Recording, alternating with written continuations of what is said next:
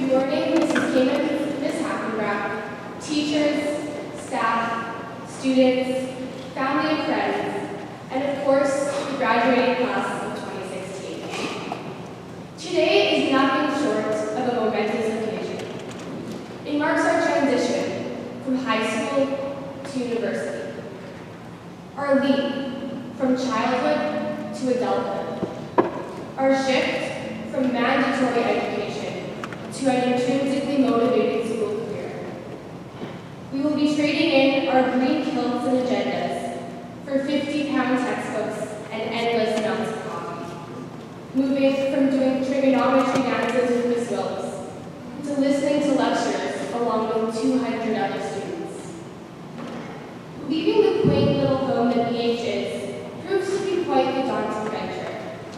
In 2 short months, we will have to be wholly independent, choose our own outfit in the morning, pack our own lunches, and choose a profession that will shape the course of our lives. The burning question for us now, as we stand on the precipice of our future, is how do we avoid a life filled with the constant perpetuation of mediocrity? How do we construct unique, fulfilling lives for ourselves? There are 2 key components to the answer, the first of which I will share with you through a story. When I was in grade 6, I signed up to compete in the school spelling bee, being confident that I, an 11-year-old, already knew every word in the dictionary. I didn't study. The day came, and I walked up to the microphone. Spell laundry. Laundry. Laundrey, laundry. And with a triumphant smile, I walked back to my seat. But then I heard the ding of defeat. As you probably already figured out, I spelled laundry wrong. And I was the very first student out. Leaving behind my pride and dignity, I walked off the stage and accepted my participation award. So, why did I tell you this story? Did I want to finally redeem myself and show you that I know laundry is spelled Laundry? Maybe. But above that, I want to emphasize the importance of humility. I had a thorough spelling background, but I let it get to my head and ended up spelling a very easy word wrong. We are so fortunate to be graduating from BH and to have had such an extensive and high-quality education. But we cannot walk into university with the same attitude with which I entered the spelling bee. We cannot commence the rest of our lives with the mindset that we are completely prepared for everything that life has to throw at us. We need to be willing to accept failure and learn from our mistakes. We need to understand that a successful, fulfilling life does not come without a tremendous amount of hard work and dedication. In addition to the diligence and resolve that we must possess, and perhaps on the polar opposite side of the spectrum has humility, it is absolutely essential that you believe in yourself with the utmost fervor.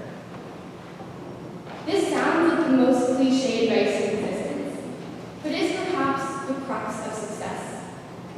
If you wholeheartedly believe that you are not good enough and believe that you will fail, you probably will. In the words of Henry Ford, whether you think you can or think you can't, you're right. So, fellow graduates, don't just think you can become a surgeon, a human rights lawyer, or the first woman in the NHL. Know that you can. I find as students, we spend an equal amount of time studying as we do complaining about studying. Don't get me wrong, I am definitely guilty of this as well. But I feel as though we don't fully appreciate the incredible opportunities that we have had at this school.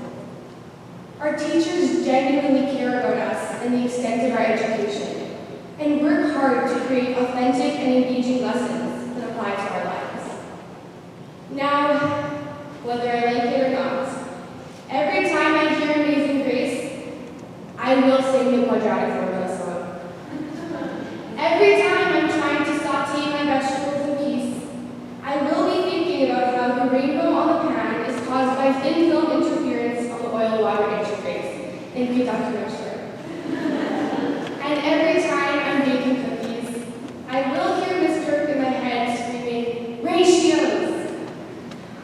My point is, our teachers have played an instrumental role in shaping us into the people we are today, in preparing us for our future, and in being our extrinsic motivators and cheerleaders for the duration of our high school years. We cannot thank you enough. Parents, thank you for your guidance, your patience, your last-minute baking for potlucks, your never-ending check writing for all things VH, and for supporting us during this final chapter